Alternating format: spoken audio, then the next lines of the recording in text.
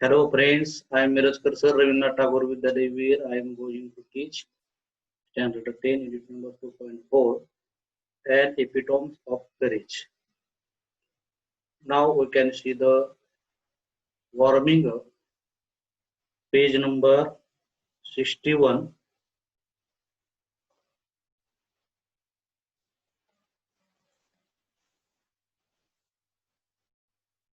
Now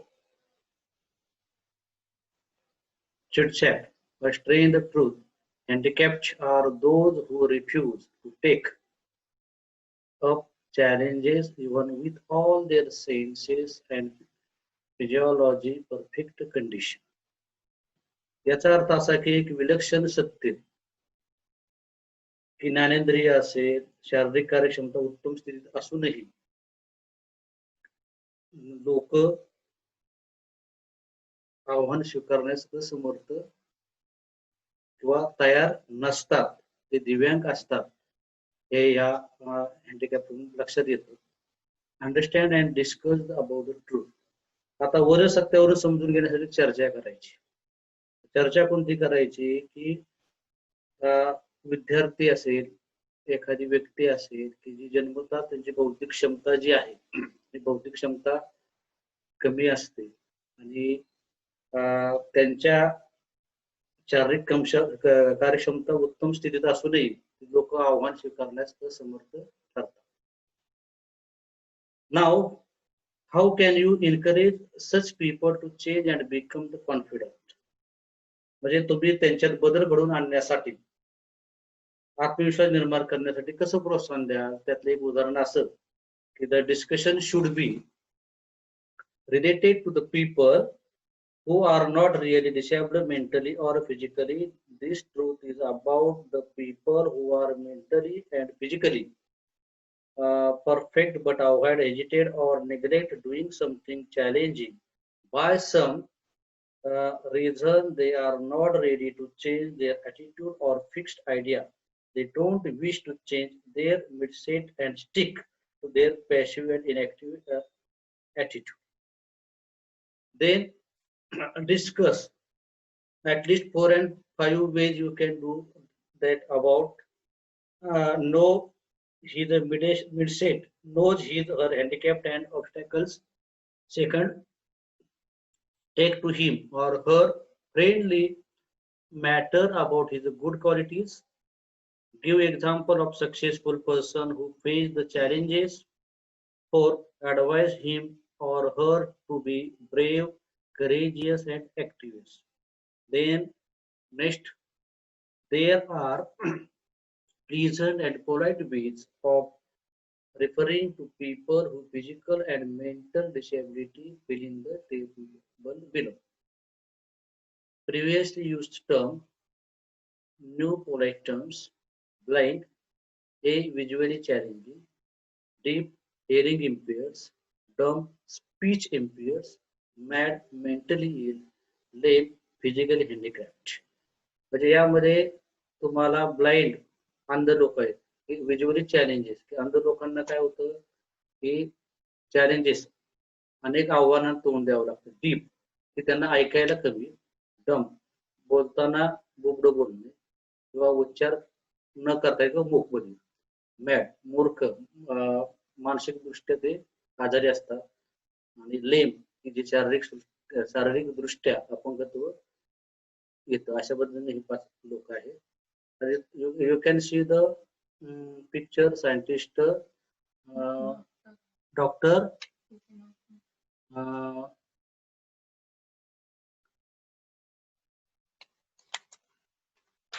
Stephen. You can see the picture images. Stephen.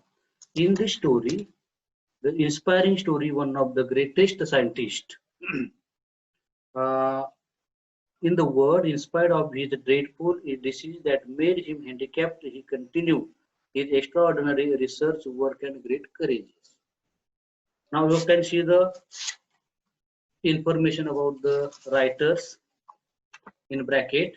We often tend to hide behind our weakness. Disability, handicaps are more over than our whole life throws. याचा अर्थ असा की अनेकदा आपण आपल्या कमतरता, दुबळेपणा, अपंगत्व यांचा पडद्याआड लपवायचा आपण प्रयत्न करतो किंवा आयुष्यभर त्यांचा विचार करून उडत बसतो. डॉक्टर स्टीफन्सन हॉकिन्स जे आहेत त्या शतकातील महान शास्त्रज्ञ आहेत. Dr. Hawkins continued, in spite of suffering from very rare and dreadful disease, Dr. Hawkins continued his research undaunted. His extremely courageous should inspire us to do our best even under trying circumstances. की एका अतिदुर्मिळ किंवा भयंकर असाध्य अशा आजाराला तोंड देत doctor Stephen Hawkins यांनी काय केलं, संशोधनाचं कार्य अविरत ठेवलं आणि त्याच्या या अतुलनीय धैर्यातून आपण कसोटीच्या प्रसंगाला कसे उत्तम प्रकारे आपण सामोरे जायचं याची प्रेरणा आपण त्या डॉक्टर स्टीफन हॉकिंग यांच्या कथेतून किंवा यांच्या विचारातून आपण घेणार आहोत. Next. Exactly, I read the passage. Exactly 300 years after the death of the great scientist Galileo, Dr. Stephen Hawking was born in Oxford, London, on the 8th days of January 1942. Little did his parents know that one day their little boy would be hailed as one of the greatest scientists of this century. Neither could anybody imagine that his mind would soar up into peace like a light. More importantly, none would predict that he would be a very epitome of courageous. याचा अर्थ असा की महान शास्त्रज्ञ Galileo यांच्या मृत्यूनंतर बरोबर 300 वर्षांनी 8 जानेवारी 1942 साली ऑक्सफर्ड येथे डॉक्टर स्टीफन हॉकिंग यांचा जन्म झाला. त्यांच्या पालकांना त्यांना जराही कल्पना नव्हती की हा लहान मुलगा मोठेपणी थोर शास्त्रज्ञ म्हणून ओळखला जाणार आहे. त्याच्या बुद्धीच्या तेजाने आसमंत उजळून जाणार आहे. त्याहून महत्वाचं म्हणजे धैर्याचा महामेरू म्हणून नावाजला जाणार आहे याची कुणालाही पालकांना किंवा कुणालाही त्यांना माहिती नव्हती. Next. Courage is a wonderful things. म्हणजे धैर्य हे एक विलक्षण चीज आहे. It is that quality which make people not lose heart when faced with great calamities. याचा अर्थ असा की हा गुण जर अंगी असेल तर मनुष्य महाभयंकर संकटांना सामोरे जाऊ शकतो. डॉक्टर स्टीफन हॉकिन्स जे आहेत हे विश्वनिर्मितीचे एक आख्यायिकीय किंवा आशावादचे मृत्यूमंत असे रूप आहे असं म्हटलं तर अतिशयोक्ती वावगं ठरणार नाही. Next. It would not be exertions to say that Dr. Stephen Hawking, a living legend of cosmology, is the very personification of courage and hope. Except his mind, his whole body is bound to be wheelchair, thanks to cruel quirk of fate. Yet he is one of the greatest scientists of this century. He doctor Stephen Hawkins विश्वनिर्मितीमध्ये एक आख्यायिका, धैर्य आणि आशावाद यांचं मूर्तिमंत रूप म्हटलं तरी वावगं ठरणार नाही. नीतीच्या काळाचे फाशी उलटी पडल्यामुळे एक बुद्धिमत्ता जर सोडली तर त्याचे बाकी संपूर्ण शरीर व्हीलचेअरला जखडले गेलेले होते. असे असूनही या शतकात एक महान शास्त्रज्ञ आहे. An average child, Stephen grows up to be normal teenager. आता स्टीफन एखाद्या सर्वसाधारण मुलाप्रमाणे भरपूर खोड्या काढणारा असा होता. फुल ऑफ द मिस्चिव्स and lot of love for music and mathematics. त्याला गणित आणि संगीत याची खूप आवड होती आणि एक किशोरवयीन मुलगा होता. Even though his father wanted him to study medicine. तर वडिलांची इच्छा काय होती की त्यांनी डॉक्टर व्हावं किंवा वैद्यकीय शिक्षण घ्यावं असं त्यांच्या वडिलांना वाटत होतं. He was a bent on study mathematics. परंतु त्याचा जास्तीत जास्त कल जो आहे की गणिताकडे होता. मात्र the University of Oxford at that time did not have course in mathematics, so he opted to study physics instead. आणि मॅथमॅटिक्स विषय हा त्या ठिकाणी विद्यापीठात अभ्यासक्रमात नसल्यामुळं भौतिकशास्त्र विषय घ्यायचं त्यांनी ठरवलं. At the age of 70, Stephen started noticing that he was becoming increasingly clumsy and even fell down a couple of times for no reason. ही 17 वर्षाची असताना स्टीफन यांना आपल्या हालचालीतून जडत्व आणि बोजडपणा जाणवू लागला. एक दोन वेळा ते आकारात तोल जाऊन खाली पडले. This perplexed him and he went to see his family doctor who diagnosed him as suffering from an extremely rare disease. की त्याच वेळेला काय झालं की त्यांचे फॅमिली डॉक्टर यांनी सल्ला दिला आणि त्यांनी निदान काढले की एका अतिदुर्मिळ अशा आजाराने हे ग्रासलेले आहेत. SLL किंवा LOU ग्रेहिंग डिसीज नावाच्या या आजारात मज्जासंस्थेवर परिणाम होतो आणि हे सर्व शरीरातले सर्व स्नायू कमकुवत होतात. Next, Stephen says that even as a child, his muscles coordination was nothing to write home about. त्याच वेळेला स्टीफनने काय सांगितलं की स्टीफन म्हणतात की लहानपणी त्यांच्या स्नायूचा समन्वय काही फारसा चांगला नव्हता. त्यांचे शिक्षकही त्यांच्या हस्ताक्षरामुळे त्रस्त व्हायचे अशी आठवण स्टीफन सांगतात. Nor was he inclined towards sports. Nevertheless, this disease come as a bolt from the blue. त्याच वेळेला त्यांनी काय केलं की खेळामध्ये रुची नव्हती अशी असूनही आजाराची बातमी त्यांना हादरून टाकणारी होती. How much time he had on his planet was very uncertain. ह्या भूतलावर आपण किती काळ राहणार आहोत याची काही शाश्वती नव्हती. The prognosis was bad and the doctors said that they could not do too much. आणि रोगाचे पूर्वनिदान खूप वाईट होते आणि डॉक्टरांच्या म्हणण्यानुसार फार काय करता येण्यासारखे नव्हते. Undaunted, न खचता, Stephen decided to continue his research and even got engaged to Jane Wild. आणि संशोधन चालू असताना जेन विल्ड यांच्याशी त्याचा काय झाला साखरपुडा झाला. Hawing says that ironic as it may be sound, it is the dismal stage he began enjoying life the most. ही ऐकायला उपरोधक वाटेल परंतु हॉकिंग म्हणतात की जीवनाचा आनंद या उद्वेदक परिस्थितीमध्ये जीवनाचा सर्वाधिक आनंद घेणं महत्वाचं आहे किंवा घेऊ लागलेले होते. याचे कारण म्हणजे त्यांनी या क्षणापुरते जगाला सुरुवात केली आणि डॉक्टरकीचं संशोधन या नव्या जोमाने त्यांनी सुरू केलेलं होतं. This is he say was because he started living life for the moment. काही क्षण त्यांनी काय ठरवलं की आपलं जीवन जे आहे ते चांगल्या पद्धतीनं हे करायचं and continue he the doctoral research work with renewed vigour. आणि डॉक्टर शोध घ्यायचा, नव्या जोमाने सुरुवात करायची आणि जगाला शिकायचं. इन द meanwhile त्या दरम्यान काय झालं, the disease work its way into Stephen body and left him disable. त्याच वेळेला काय झालं की आजाराने हळूहळू स्टीफनच्या शरीराचा ताबा घेतला आणि बऱ्यापैकी त्यांना अपंग केले. ते हळूहळू त्याच्या शरीराचा एक भाग जो आहे तो कमकुवत होत गेला आणि PhD साठी त्यांनी कृष्ण विवर या संकल्पनेचा अभ्यास करायला सुरुवात केली. He began to study the concept of the black holes. To get his PhD by this time, he was confined to a wheelchair. He was rapidly losing control of his hands and speech. की त्याच वेळेला काय झालं की व्हीलचेअरच्या मदतीने वावरू शकत होते. त्यांच्या हाताचे आणि वाणीवरचे नियंत्रण झपाट्याने कमी होऊ लागले. कृष्ण विवराच्या अभ्यासाने त्यांच्या कल्पनाशक्तीला नवा कल्पनाचा निर्माण होत होते. त्यांनी केलेल्या अनेक युग पर्वत विधानांनी सिद्ध झालेल्या सिद्धांतांना हादरून टाकलेले होते.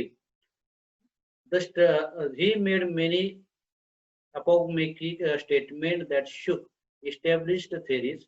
Scientists believe that the universe began with the Big Bang. To explain this concept better, Stephen invented what is known as Lie algebra. ही शास्त्रज्ञांच्या मते विश्वासाची निर्मिती एक प्रचंड बिग बॅग होऊन गेलेली आहे. ही संकल्पना चांगले स्पष्ट करण्यासाठी लाय अल्जेब्रेचा शोध लावला.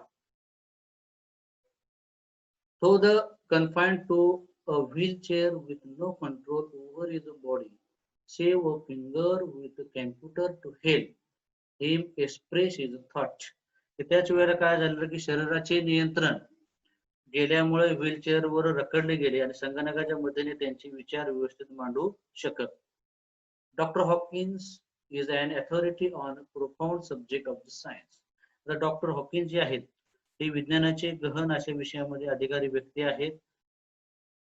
He is numerous numerous honorary doctorate and award have been bestowed on him. त्याच वेळेला काही असंख्य मानद डॉक्टर पदव्या पुरस्कार त्यांना बहाल करण्यात आलेले आहेत. He is a fellow of the Royal Society and a member of the US National Academy of Science. त्यांना रॉयल सोसायटीचे मेंबर आणि नॅशनल अकॅडमीचे सायन्सचे जे मेंबर आहेत त्यांनी काय केलेलं होतं, सदस्य त्यांना बनवलेलं होतं किंवा आहेत. Next, inspired of being consider Einstein's equal in intelligence, की बुद्धिमत्तेच्या बाबतीत आइन्स्टाईनच्या तुलनेने समजलेले जात असून सुद्धा हॉकिंग अतिशय विनयशील आहे. A simple down-to-earth man, he has authored many books dealing with his life's ideas, keeping a layman in mind. His writing is full of wit and humor. His style is so skilled that non-scientists can also understand him. His book, A Brief History of Time, is one of the best-selling book of our time. त्याच वेळेला की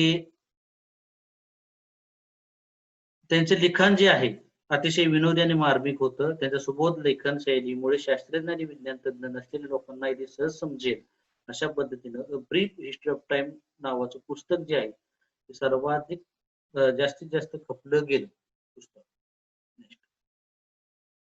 On being asked how he feel about having the dreadful allies, drawing Hawking the questions of the optimism and hopes, say not very different from the rest.